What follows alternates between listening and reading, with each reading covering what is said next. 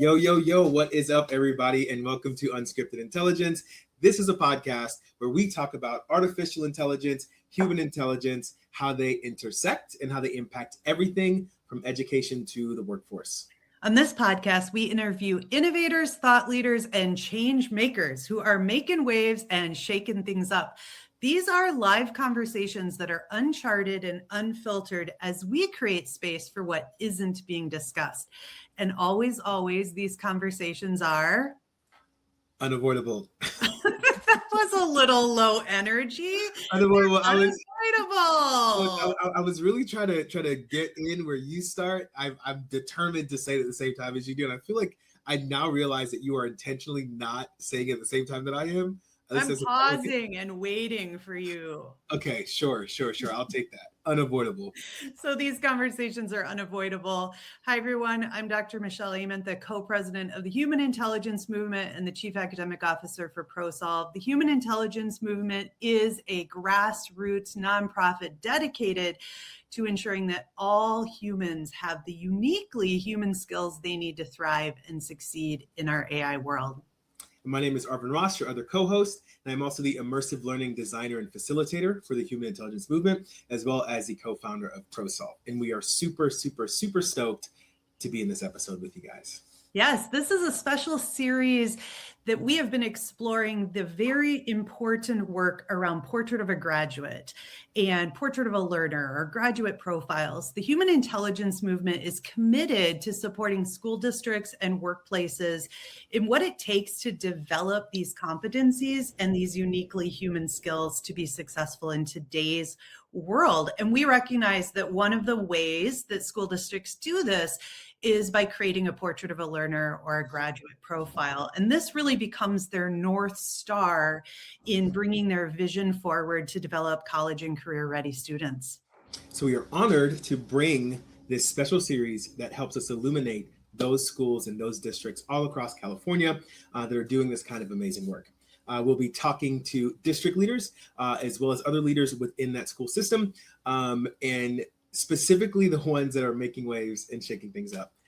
So we're keeping you guys up to date. We are spreading the word and we are spreading awareness for this amazing work that's being done.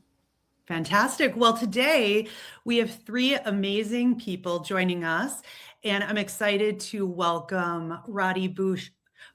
I'm going to start over. I'm super excited to welcome Rody Boonchouy, who is Winters Joint Unified School District Superintendent. Welcome, Rody.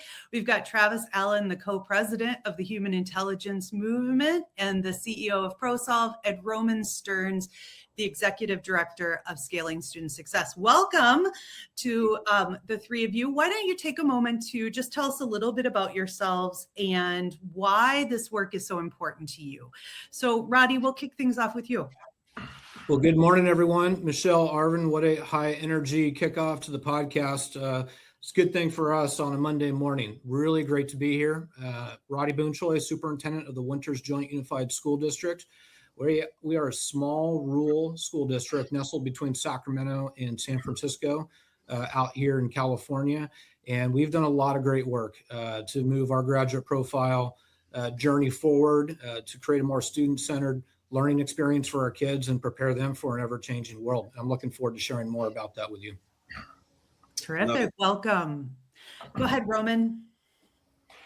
Hi, I'm Roman Stearns. I'm the founder and executive director of Scaling Student Success. We're a educational partnership in California that has formed a community among all the school districts in the state that, like Winters, has created a graduate profile or learner portrait and are on a journey to operationalize it, to make it a promise to all of their students and families and their broader community, as well as the providers like the Human Intelligence Movement and ProSolve, who have a role to play in helping districts move along that journey to fully operationalize and move from poster to practice.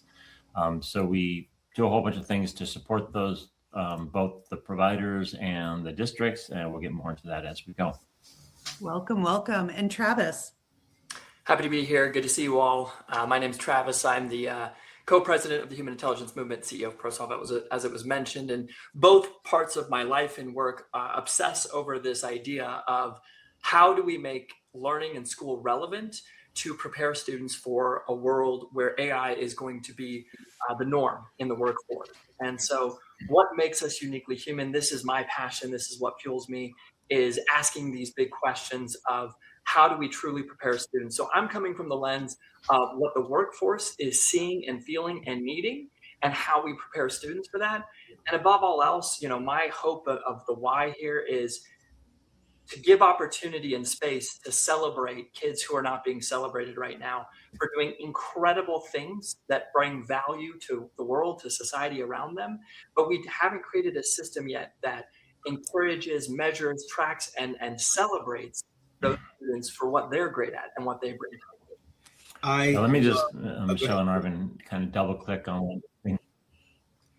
Let me just double click on one thing that Travis said, is that, look, this work is so important, and it's work that Winters and 100 other school districts around California have done in spite of the system, not with support from the system. The State Department of Education, State Board of Education, the governor's office, the legislature. Over the last 15 years, since school districts in California have started to create graduate profiles or learner portraits, there's been no support whatsoever from the state. And I'm not even talking financial support, not even a whisper of like vocal support, until very recently when the state board started to create a portrait of a graduate for themselves as a policy framework. And there's also a new grant program available that that Winters is part of, and we can get into that a little bit more. So, but that's all relatively new. It's all been, Travis. Yeah. Gosh, I think community members and parents and students and employers have all been seeing this coming for a long time now, right? And it's just, unfortunately, the state hasn't caught on and gotten on board and shifted the system in a way that is necessary. And it's not unique to California either. When we started this journey, we didn't build products that just focused on standardized tests, even though every business partner told me that's what we should build. We built something that was about building those problem-solving, grit, resilient skill sets. And it's funny because every time I talk to districts, it's always the same response. Oh my gosh, this is exactly what kids need. Well, let's put it in the school day. Oh, well, we can't because it's not what is prioritized. It's not what's focused on. So on one hand, we as leaders in education can acknowledge the need and that it's exactly what our kids need to be successful, but the system is not conducive to give kids what they need right now. I love that you guys I'm are curious about how that need is emerged in Winters, right? Yeah. What I would love to do is I'd love to give each of you an opportunity, and Michelle as well, just to help define and create a foundation for any of our listeners who may not be as well versed in Portrait of a Graduate or Portrait of a Learner, to give a foundation for what exactly are we talking about. Some of you may touch on the why it's needed, or the actual the framework of the what or the how, but I want to give all four of you the opportunity. Let's start with you, Rody, and then you guys can just kind of pick up wherever he leaves off. Of how would you define that? What are we talking about when we say Portrait of a Graduate, Portrait of a Learner, capstone? What are we talking about? Yeah, I mean, it comes down to one simple question that we've brought to our community and to ourselves as an organization, and that is, what are the skills and competencies our students need to be successful in college, career, life, and beyond? And it's a fairly straightforward question, but it's actually embedded in a super complicated system and very incoherent system, frankly, particularly following the pandemic. What we've seen in public education here in California and across the country is we've been inundated with all kinds of special programs, categoricals, restricted resources, a variety of fantastic things like universal TK and after school and ethnic studies, and the list goes on and on. But the challenge is an organization that is charged with so many priorities becomes so diluted that we don't even know what our priorities are anymore. When everything's a priority, nothing's a priority. And so a graduate profile is a way for us to go to our community, students, parents, staff, business, elected, and so forth, and ask that question. What do we need? What do our students need to be successful in college, career, and life beyond? And what you'll get is a series of skills that often look very similar to each other, like creativity and collaboration and communication and critical thinking, the 4 C's, 5 C's, because we know that those skills are critical in an ever-changing, rapidly changing world where a lot of the careers and the economic forces of the future are unknown. So how do we prepare students for that future? And a graduate profile essentially creates a North Star or a vision for those outcomes that we need to focus on as an organization. The challenge, however, is developing assessment systems and instructional practices, structures, and programs that align with that graduate profile. To Roman's point, in a system that is deeply misaligned with the values that we have as a community. Our system was created for a different age, different time, and we need to work to transform that. Love it. Yeah, I would add that one of the challenges that superintendents like Rody and others have to manage is that they have to balance the accountability to the state, which is outdated. We can all, I think, agree to that. And tends to focus on things like standardized test scores, which we've thrown billions of dollars at over the last several decades, and we've seen almost no progress, no growth. So do we keep throwing good money after bad, or do we pivot the resource allocation in a way that elevates the needs that are surfaced in a graduate profile? But Rody and others have to balance that state accountability with accountability to their local communities and to the skill set and competencies that they elevate as most critically important for the young people. And that's a hard thing to do because the resources aren't equitably distributed. The politics are such that it makes it pretty hard to pivot away from state accountability in order to balance. And so it's superintendents who stretch their neck out in this way, sometimes it's easier to chop it off when you stretch your neck out, And for new superintendents, first year or two in the role, it's particularly difficult before they've had a chance to build trust with their board, with their community, with their staff. And so we get into this cycle of kind of doing the same old status quo without modifying our system in a way that we know it must be. Yeah. One of the things is anybody getting that? No, go ahead. Okay, so I want to kind of go back to what you said, Rody, about an outdated system and pairing that with kind of what you mean by that, and then hear a little bit from Travis he talked about really representing the workforce and what the workforce needs. And so I'm wondering what parallels there are there that both of you are seeing. Go ahead, Travis. I was just going to talk again from the workforce lens. Rody did a great job talking about the community and schools and what they're prioritizing and to be successful in all aspects of life. But this has a very pragmatic need as well of what we're experiencing in the workforce. Right now, a lot of data is coming out saying that the most recent Gen X coming into the workforce is farther behind in being prepared and from prior generations. We've seen employers admit to 60% of them saying they've fired or let go of the new generation coming in because they lack some of the basic entry-level skills to do the job well. Furthermore, you've got two compounding things. You've got kids that are growing up in a high social media, technology, COVID environment that has actually been putting their human skills on the decline, while simultaneously you have the rise of artificial intelligence entering in the workforce, taking over a very specific type of job that is in there. And so when we think about where the workforce is at and where the pragmatic need is, here's what I would argue or suggest. The system we have today, when the industrial age came into play, we built more or less education that we know today. And at that moment, the workforce said we needed literacy, we needed obediency, we needed people who could follow a schedule and show up on time to work and just have, some of those skill sets. And when we think about a portrait of a graduate, all we're saying is it's the next layer of requirements to now be successful. Back in the industrial age, we said we got to get every kid reading. And we sprinted as a society to create a system that fostered kids' ability to do that. We created the Lexile score. We created all these things to assist us in our journey for reading.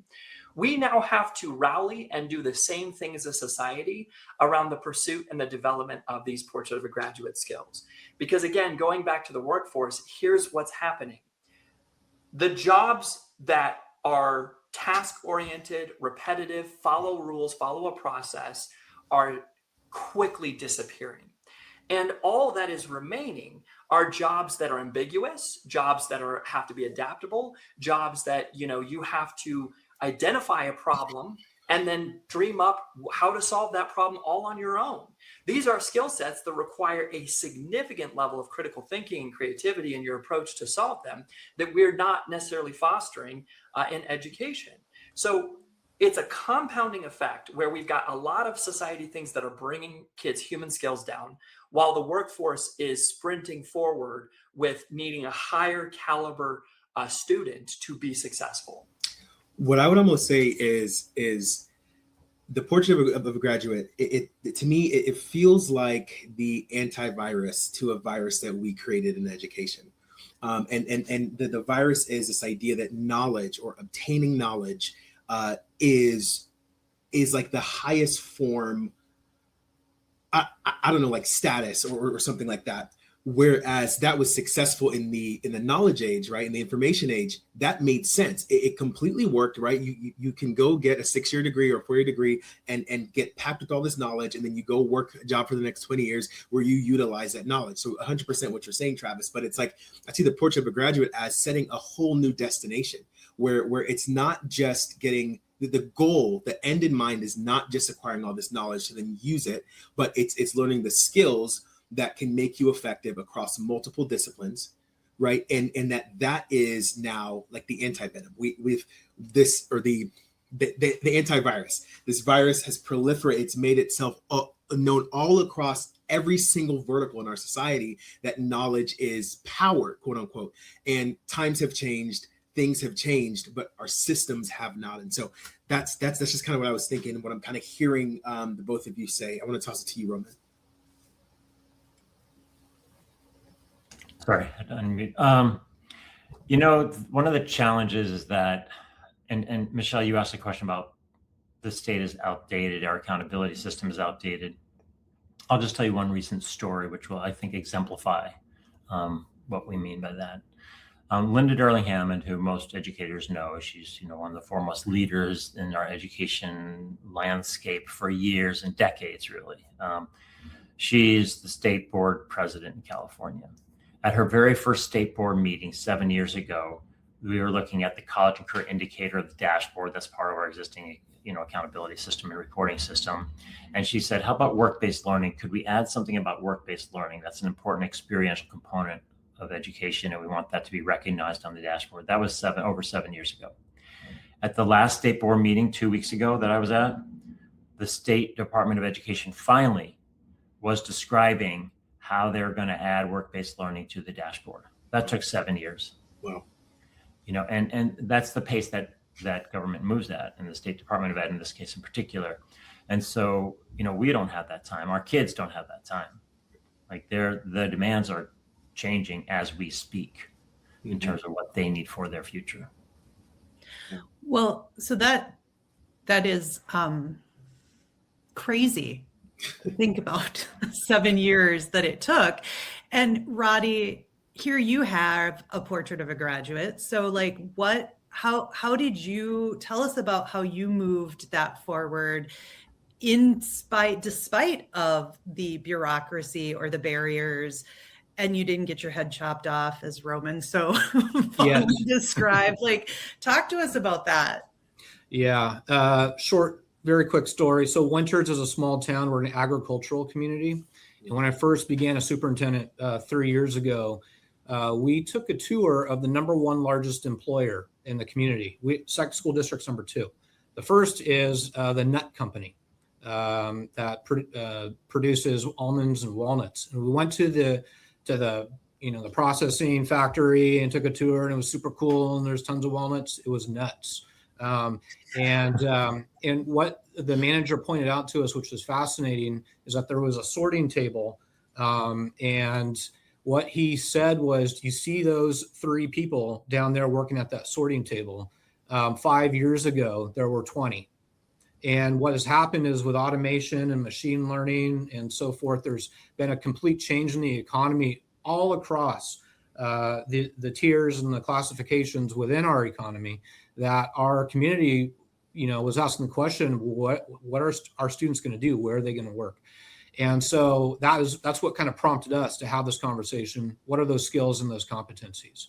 And I think what made this work in spite of the system is that it was an incredibly inclusive and localized process. We took the time to listen, to come together as a community. As a small town, we're already pretty tight knit, but to have just a very honest conversation about what is it that our school district's intended to do? What's our purpose? And I think when you develop a shared vision around a graduate profile, when you come together and you synthesize those skills and those competencies and have a shared vision, that is what provides the political cover to do the work in spite of the system that we have now. I mean, our institution is a bureaucratic juggernaut, public education, and we are bound by compliance and bound by regulation for good reason. It's in order to protect kids. The challenge is there's a really dangerous byproduct, and that is it creates stability in the system to where we just get the same outcomes again and again and have very little room to maneuver to evolve towards something that's more future focused. If I could just add to that, what I witness in working with districts, Rody, and we've talked about this, is we're having the wrong conversations. We get so lost in the how. And here's the thing, we're not all going to agree on the how, right? Let's look at AI in the classroom as an example. What a weird conversation to have. Why are we focusing on whether AI must be all over in the classroom, must not be? That is the complete wrong conversation. If we haven't really deeply and profoundly thought about what is the destination and purpose of school, then it doesn't matter all the things. And so you're going to have people that are for and against the how in anything you do. Like some people have, this is the best way to do it. No, this is the best way to do it. Just look at our political landscape. If we can change the conversation to why and what is the common ground we can all unite on as a community. We may not agree or disagree on how much AI should be put in the classroom, but I know what my parents, what my students, what my teachers can all agree on is that we desperately need these human skills in our kids today for all parts of society. So to your point, Rody, if you can rally people behind that North Star, a common vision, where we may not agree on the how, but we're going to make a whole lot of progress if we can at least identify and show that we agree on the destination. I love that. Oh, yeah. You go ahead, Roman, and then I'll top in at the end. Yeah, I was going to say, I love that Travis said that we need to think deeply about the purpose and destination of school. California as a state has not done that. We have never had a vision for California education. We just last week introduced a bill that would require the State Department of Education, the State Board of Education, to create a vision for a forward-looking vision for California education. Because until we have a destination that's clear and we can point to, then chances are we're going to continue doing what we've been doing and just spinning our wheels. Well, the other thing I wanted to comment on, what Rody said really quickly is that when Rody said, like, we're a very tight-knit community, he said we're because Rody lives in Winters, and that's a huge advantage. I mean, he has lived in Winters for years, right? There are many superintendents who come in from outside, and the whole process of building trust among the local community, among staff, among the board, like that's just it takes multiple years rather than, Rody, I don't know if you can give an assessment, but my guess is that happened within months of you stepping into the superintendency, or maybe you even already had it as you came in, right? Yeah, we jumped right into the conversation, but you're right. I think one of the biggest challenges to education is just the turnover in leadership, and we start and stop, and mistrust is cultivated along the way too, when teachers feel like they're getting pushed around. But yes, it's important to bring the community together and engender that foundation of trust. I want to bring this idea of what you're talking about, Roman, with government and that North Star. And I'm going to talk about how we think in the workforce and how I think it could relate to education and the government. So what we're seeing in the job force right now is that, 20 years ago, you as the leader, the manager, the boss, your job was to come up with a vision of what problem we need to go solve and how to solve it. And then you got employees that you said, do what I say, show up on time, make your 50 calls. I guarantee if you do these 7 tasks, you will hit results because I've already figured out how we're going to do the work. Fast forward to how companies operate today, they don't operate that way at all. It used to be the manager had to be the smartest person in the room. Now the employee has to be the smartest person in the room. Good leadership says, I know what the destination is. We have to achieve, $50,000 in sales this week for each individual.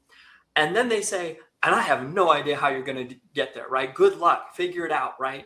And why I think this relates to this conversation, Roman, is, again, I think we want to be cautious of any one entity believing they have the silver bullet of how to achieve the success. Instead, what good leadership, government leadership, superintendent leadership looks like, feels like, is to say, guys, I know where we want to be. You all are brilliant, smart people that I've hired, that have been part of our community, that understand our people. Please figure out how to do it. I don't know how to do it. Figure out how we can achieve immense amounts of success at the end of the day.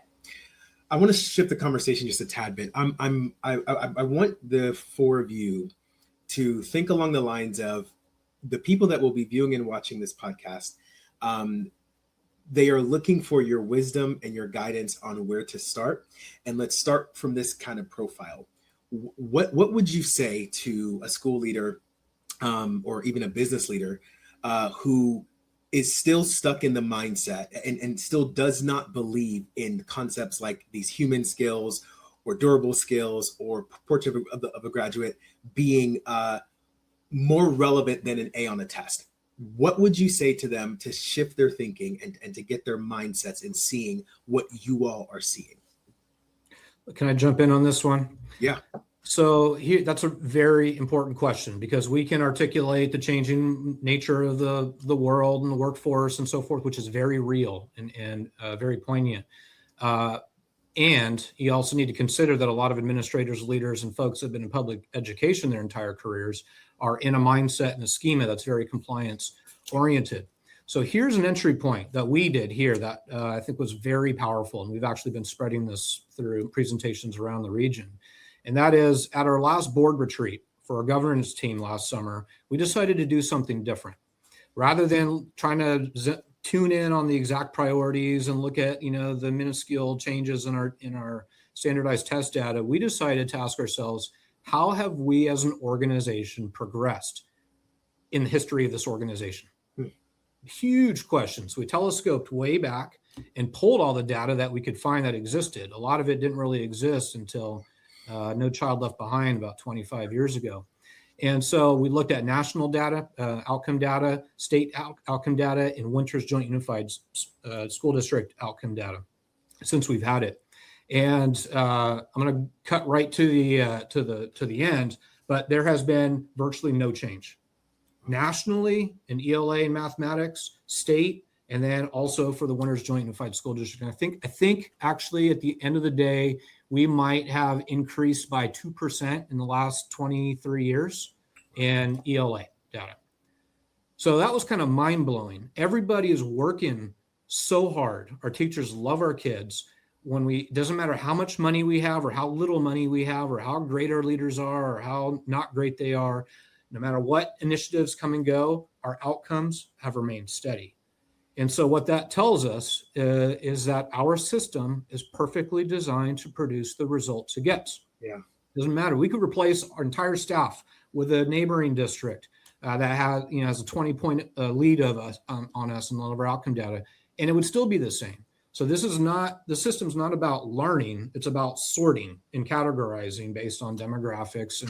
And so when you bring that data in front of a very, I would say, compliant oriented position or field or perspective, it makes you think, what are we doing? We're all working so hard, but nothing is changing. So I think from a logical data perspective, that is one entry point. And then it helped us build the capacity and I would say courage as a governance team in particular, a board, to say, it's not working. We keep doing the same thing. It's not working. So let's try something else. I love it. What was the something else? What it was the graduate profile. So we had created our graduate profile early on, but it made for a really cool poster. In fact, I got it on the wall behind me. In fact, they're all over the school district. They're really cool posters, and we all rallied, and there's positive energy, and we love it. But what are we going to do about it? And so that is a very, very challenging endeavor. And let me tell you the reason why. This is something that's kind of a recent aha, and that is if you think about schools, public education, everyone or most everyone who works in schools and public education won the game of school, right? And then we're all in this for kids. And so we want all the kids to win the game of school the same way we won the game of school. The problem is that the game of school is not enabling everyone to win. So we're kind of perpetuating the inefficiencies or the challenges of meaningful learning because we're stuck in our own mindset. I think you hit spot on with answering the question of where do you start, where do you begin? And I want to echo what you're saying. There was a lot of data that came out recently saying that if you were to poll chief academic officers of college and institutions, somewhere around 96% of them say, we believe we're preparing students for the current workforce. If you take that same question to small business owners and entrepreneurs, the number is 14% say that it's preparing them. So the challenge is it's this huge disconnect between those in the inner bubble of education and those outside of it. And so the key, right, I would say where you get started, if you want to inspire educational leaders to see that we've got to change and we've got to do more, don't be afraid of industry. Go interview just like you did. Your big starting place, Rody, was going to the largest employers in your community. That's all it took. You take your leadership to those places, you interview a half dozen small business owners, and you hear the gripes, the concerns, the fear in their voice, and you start to create buy-in and awareness for a vision of saying, whoa, we got to do something different here because what we're doing is not working. Well, I think anytime, I was just going to say, anytime we can break out of the group think that exists within education, because I think, Rody, something you said really resonated with me as an educator. I was a great student. I could do school really well. And then I knew the steps that it took to prepare my students to do that same thing. And it's just that constant cycle of the system reinforcing itself. And how do we break free from that? I do think it is getting outside of education, learning from the workforce, learning from industry, and especially like your local industry, your local workforce was a brilliant step. And I think about what you said around how your data flatlined and you didn't see big improvements.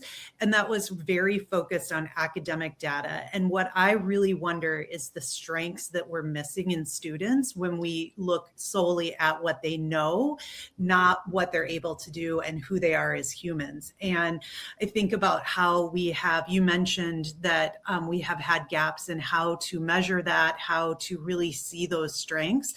And that really has to be a focus going forward, is how are we able to illuminate who students are and what are the gifts and strengths they bring that make them uniquely human, because it no longer is about what they know. And those are the traditional measures that we still have in place.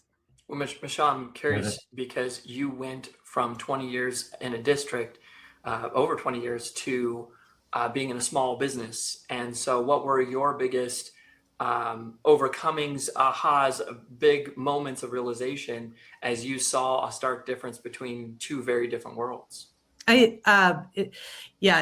Very different worlds. I think the biggest is the political nature that school districts have, the socio-political, the conversations before the meeting, so that when we're in the meeting, nobody gets upset or there's no dissonance. We can just move things forward. That politicalness that happens was a big thing. Like corporations, especially startup type companies, nobody has time to be political and politicizing, because if we do take that time, we lose. And I think, like, even Roman, when you said it took 7 years to put something in place, like in companies that are successful, it takes less than 7 hours to move an idea forward, because if you don't move fast, you're losing. And the only way to win is to be out in front. And go ahead. I just want to echo something you said. You said, as a startup, we don't have 7 hours of political conversations because we lose. And what I would argue, we actually still lose when we do it in school districts. The only difference is it's tolerable. We've made it our norm where we do waste 7 hours on something that does not benefit helping students, but it has just become accepted. In a startup, you live or die. There is no willingness to accept that environment.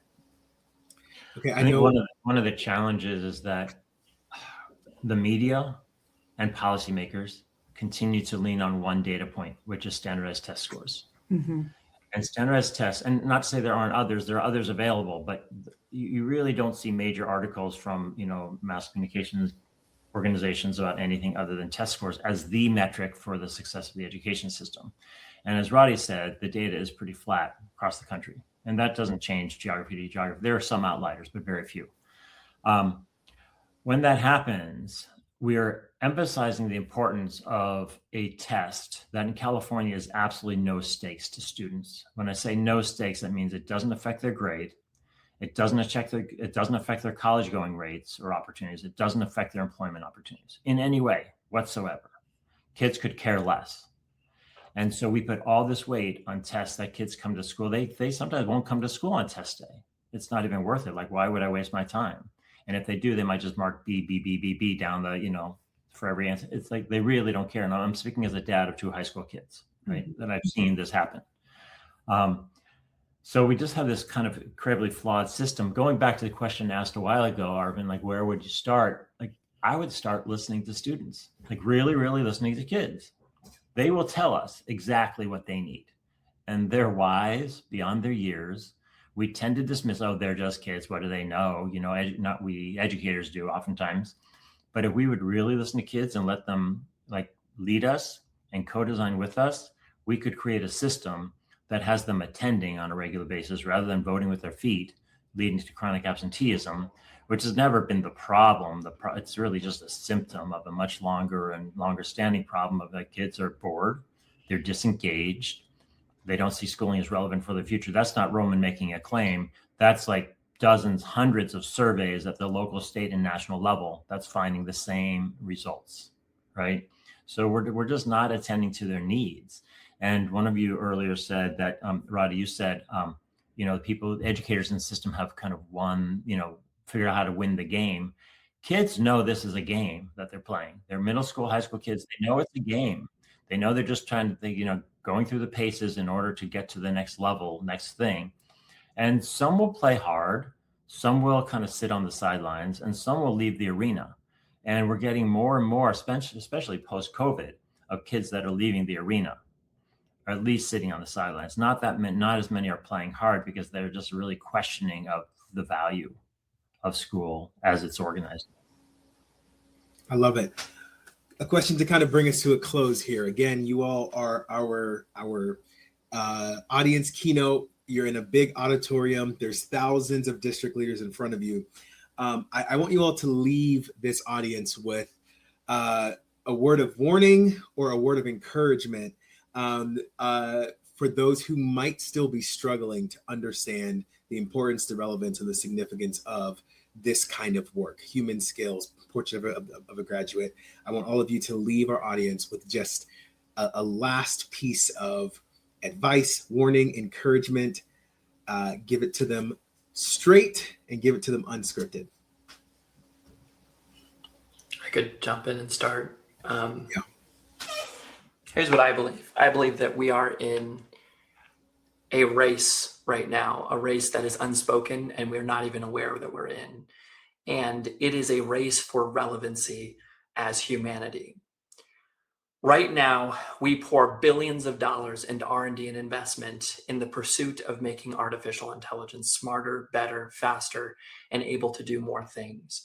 And yet we spend pennies on the dollar in making us as a species smarter, better, faster, more capable for the world we are headed for. So what I believe to be super true is we are in a race right now, and we run the real risk of becoming irrelevant in the space of being productive members to push society. I think it was Sam Altman who said, there's 3 ways that AI could destroy, the world. And we only talk about 2 of them that are actually really unlikely to happen. The first 2 are like the AI becomes self-aware and it takes us out. The second is that it accidentally takes us out from an efficiency problem. But he said the third way is actually the most likely way that AI takes us out. And that is through very slowly, gradually, humanity becoming completely dependent on AI as a society to function and live, because we did not build independent thinking. We did not build critical thinking. We did not build the things to allow humanity to thrive and play a role in that. So in summary, I would just say we're in a race that I would love for humanity to win. And to win, we've got to prioritize and invest equally into making our species relevant to the world we are headed for. Love it. I would add that California, as a very blue state, has not entertained the idea of educational savings accounts, vouchers, and that seems far off in a state like California. But I would argue that it's not going to be very far off for the reasons that Travis just stated. Like there's going to be a lot of competition. If we don't get our act together in California and move in a direction towards human skills, towards durable skills, then we are going to lose an awful lot of kids and their families. And they will continue to vote with their feet. So, I'll go back to the point I made a minute ago, is that we really need to listen to kids. They will tell us the answers, but we need to really listen and then act upon what they say. Arvin, that's a great question. We've got a room full of gazillions of people. If you gave me more time, I'd use ChatGPT to come up with a better answer than the one. But I think the big one is, look, we're in the business of kids, and we support and love and care for and grow our children, and our kids are the most valuable asset in our community. We all come around our kids. And one of the things that I hear sometimes is, look, if we go do all these wild, crazy, progressive ideas, we're going to harm our kids. There's a risk of that. And then I would ask, what are we doing now? Are we truly preparing our kids now? Are we harming them now by not providing them access and the type of learning that will truly help kind of build their own potential, as well as prepare them for the future? You guys kind of inspired me to summarize some of what you're saying, and then I'll toss it to you, Michelle.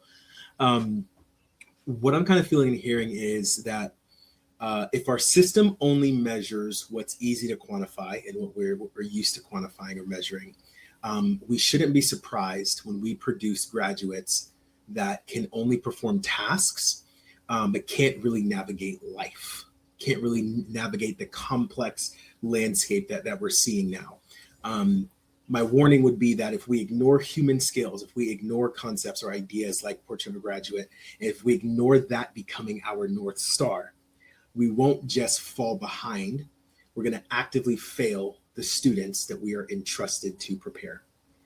We will actively fail students if we do not adopt these concepts and these ideas. That would be my word of warning. Michelle?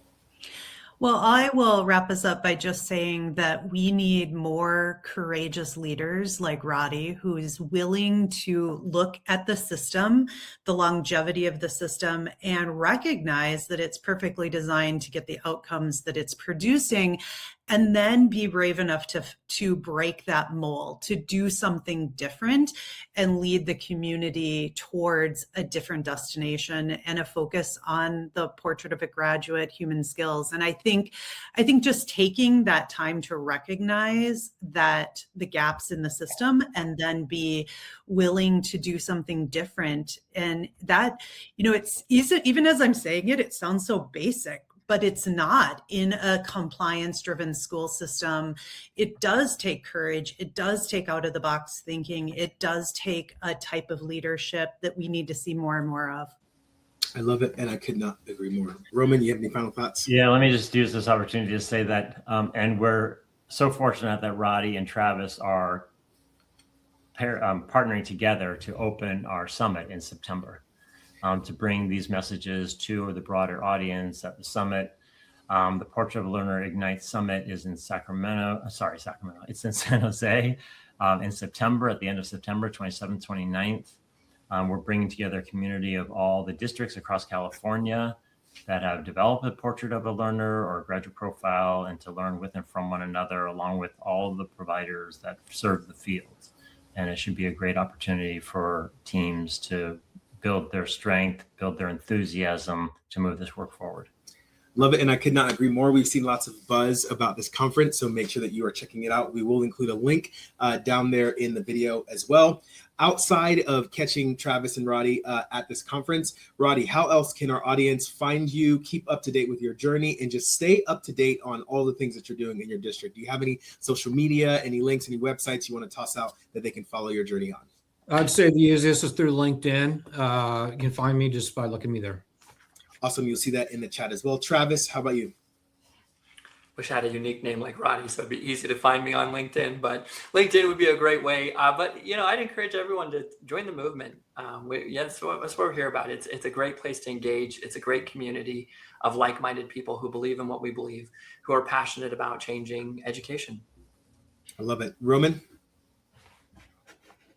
Just that we look forward to see folks at the summit. It should be a great event. It's our first inaugural event, and we're excited about the speakers, about the breakouts, about the opportunity to network with one another. We think it'll be great for everybody. Love it. Love it. Make sure you guys check it out. All of those links will be down there in the bottom. Thank you all for hopping in on this podcast. If you guys want to stay up to date, you can find us on LinkedIn, Spotify, YouTube. You can see Michelle do dances in her cheetah skirts on TikTok. And we will have the links to all of those down at the bottom. Until then, we will see you guys next time. Thanks, everybody. Thank you.